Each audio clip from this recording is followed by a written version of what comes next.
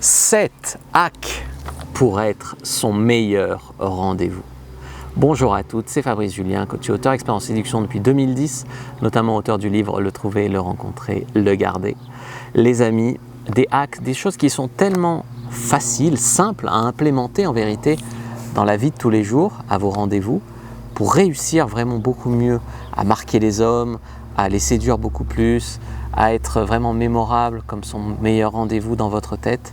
Des choses qui sont quand même assez simples, mais que la plupart des gens ne font pas. La plupart des gens ne le font pas, c'est ça la vérité. Donc, c'est des choses qu'il faut faire relativement tôt dans le rendez-vous. Comme j'ai dit, la plupart des gens ne le font pas et c'est bien dommage pour eux, mais vous allez faire partie des gens qui le font maintenant. Et je crois que vous allez adorer le numéro 7. Donc, restez jusqu'au bout. Regardez bien les 7 hacks, ils vont vous faire économiser beaucoup de temps, d'énergie, j'allais dire d'argent, mais peut-être qu'il va vous inviter dans des dates foireux. Je vous dis tout juste après l'intro.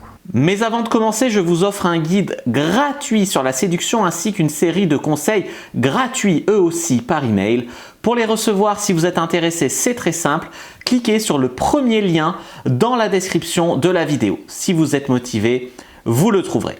Abonnez-vous et activez la cloche parce que si vous ne le faites pas, YouTube ne vous préviendra pas à la sortie des prochaines vidéos et vous allez rater des pépites.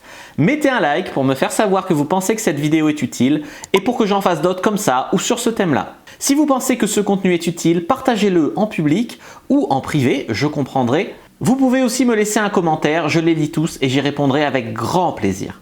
Mon premier hack, la première des choses à faire que je vous conseille, c'est arrêter d'être dans votre tête. Sortez de votre tête et ralentissez. Ralentissez le rythme. Beaucoup de femmes, elles arrivent en rendez-vous, elles sont agitées, et blablabla, et blablabla, et blablabla, et blablabla, et elles sont pipelettes. Je sais que c'est le stress, c'est l'enjeu du rendez-vous, c'est le stress, etc. Mais au lieu d'être dans votre tête, concentrez-vous sur le fait de voir s'il peut y avoir un feeling entre vous. Respirez un peu plus lentement, essayez de ne pas parler trop vite. Voilà. Essayez vraiment de sentir l'énergie du mec. Plutôt que de combler, de mettre votre stress à vous, essayez vraiment d'arriver. Et je ne dis pas de ne pas faire d'efforts, il faut faire des efforts. Même pour que le feeling passe, il faut faire des efforts. Il faut poser des questions à l'autre, il faut essayer de parler un peu le même vocabulaire que lui, il faut essayer de mettre un peu des touchés pour que l'énergie passe. Il faut essayer tout ça. Mais au-delà de ça, pas arriver avec de l'anxiété, du stress, du truc. À un petit niveau, oui, ça va vous faire une meilleure performance au rendez-vous, mais à un trop gros niveau, ça va juste gâcher le truc. Donc ça, c'était le premier hack. Deuxième hack, c'est épouser la tension sexuelle au lieu de la fuir.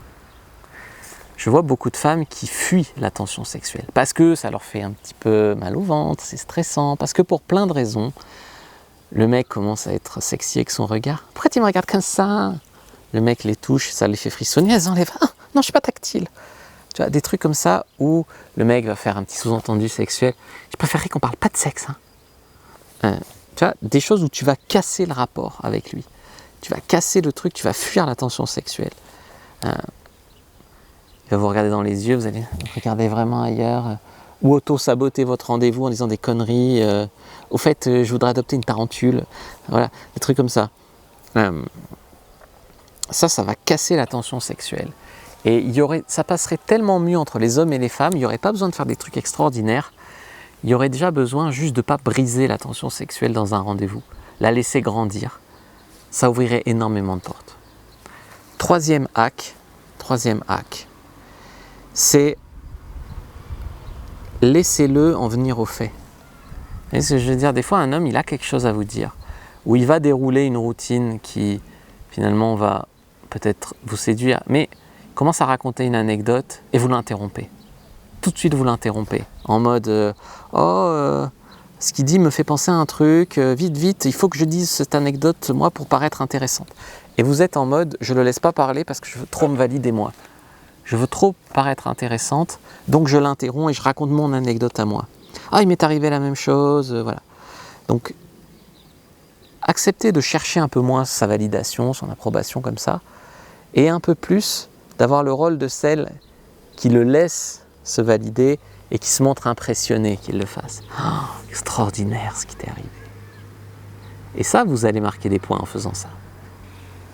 Quatrième hack, bien sûr, c'est développer la conversation. Beaucoup de personnes ont peur des blancs de conversation. À tort ou à raison, ça se discute, parce que quand tu es avec ta famille ou tes amis, il y a des fois des blancs, et puis on est bien, on est agréable dans le blanc, ça ne nous stresse pas. Alors qu'en rendez-vous, il ne faut pas qu'il y ait de blanc, il ne faut pas qu'il y ait de blanc. Donc à tort ou à raison, beaucoup de gens ont peur des blancs. Bon, mais ce que vous pouvez faire, c'est poser des questions. Posez des questions, essayez de rebondir sur ce qu'il dit, laissez-le rebondir sur ce que vous dites. Et vous, quand vous dites quelque chose ou que vous répondez à une question, faites des réponses développées. Oui, non, ok, je sais pas, c'est pas des bonnes réponses. Oui, et c'est vrai en plus de dire ça parce que moi ça me fait penser à blablabla, et en plus j'ai mon petit chat, je t'ai parlé de mon petit chat qui s'appelle et en plus blablabla. Et là tu fais une réponse développée et il a de nouveaux éléments pour dérouler la conversation. Il va te parler de ton petit chat, il va te parler d'autres choses. Ça c'est important. Ensuite, ne pas chercher le mode interview. Le mode interview, ça c'est un problème. Alors on peut l'éviter facilement. Alors j'ai dit qu'il fallait poser des questions, oui, mais comment poser des questions sans passer en mode interview? Le mode interview, c'est salut, tu t'appelles comment, tu fais quoi dans la vie, tu as des frères et sœurs, tu as des animaux, c'est quand ta dernière relation, tes parents font quoi dans la vie, voilà. Ça c'est vraiment, et tu finis par tu cherches quoi comme relation. Ça c'est vraiment le mode interview. Le mode que je vous propose, c'est hey, toi, il y a un petit accent, non? Je parie que tu viens des Landes. Je parie que. Ça pose une question, est-ce que tu viens des Landes? Mais sans la poser. Je me demande si t'es le genre de mec qui aime les animaux. Ah oui, j'ai un petit chat. Je t'ai demandé si t'aimais les animaux. Tu vois, en utilisant des formulations comme ça, tu vas pouvoir vraiment poser les questions que tu veux sans avoir l'air trop intrusif. Acte numéro 5, donner des informations sur vous. Vous montrer un peu humaine, vulnérable. C'est ça qui vous permettra de vous sentir connecté. C'est de montrer qui vous êtes vraiment. En rendez-vous, beaucoup de femmes, elles veulent paraître parfaites. Beaucoup d'hommes aussi. Beaucoup de femmes, c'est qu'est-ce que je dois répondre pour passer pour une fille parfaite. C'est pas ça le but du jeu. Le but du jeu, c'est de connecter avec des gens qui vous correspondent. Bien sûr, si tu es une serial killer, tu vas pas le lui dire, hein, évidemment. Mais tu vois ce que je veux dire? Tu as le droit d'avoir des petites failles, des petits côtés humains, des petits côtés... Voilà, tu as le droit. Acte numéro 6, c'est vraiment la présence. La présence, c'est d'être là.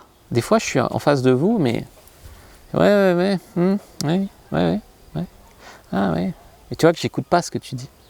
D'ailleurs, moi, je sais faire aussi l'écoute active sans écouter. Un chat, vraiment? Un gâteau au chocolat? Ah ouais. Les chevaux? Je répète les derniers mots qu'il ou elle a dit et elle a l'impression que j'ai tout écouté.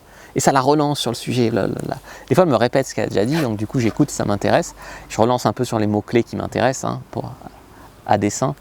Et du coup, ça marche bien. La présence, c'est aussi le téléphone. Je suis en rendez-vous, je suis là à envoyer des textos, ou sur Tinder, encore pire, c'est nul. Acte numéro 7, comme j'ai dit, ne pas chercher à être parfaite, ne pas se cacher derrière un rôle. Souvent, les femmes, le rôle qu'elles choisissent, c'est la froideur. Je me cache derrière un rôle de petite pétasse arrogante et froide. Ça ne permet pas de connecter avec l'humain, je suis désolé. Après, il faut accepter de s'entraîner, de faire plusieurs rendez-vous, de créer des rencontres. C'est pas j'ai un rendez-vous, je joue ma vie dessus, il faut absolument que je le séduise. Non, c'est plusieurs rencontres, plusieurs rendez-vous. Voilà. Par exemple, au début, tu vas jouer à faire la bise un peu plus près des lèvres que la normale. Tu vas jouer peut-être pendant le rendez-vous à lui dire « Ah, t'as un bracelet, une montre, c'est joli, fais voir. » Tu vas jouer avec la tension sexuelle, tu vas t'entraîner, tu vas chercher les limites, tu vas voir ce que tu aimes faire. Tu vas prendre la main sur le truc. Vraiment, entraînez-vous, vraiment. N'hésitez pas à regarder mes autres vidéos sur le rendez-vous. N'hésitez pas aussi à aller dans le club VIP. Dans le club VIP, je vous donne un tas de formations pour femmes en séduction et en sexualité. Et je vous dis à bientôt et que le Dieu de la séduction soit avec vous les amis.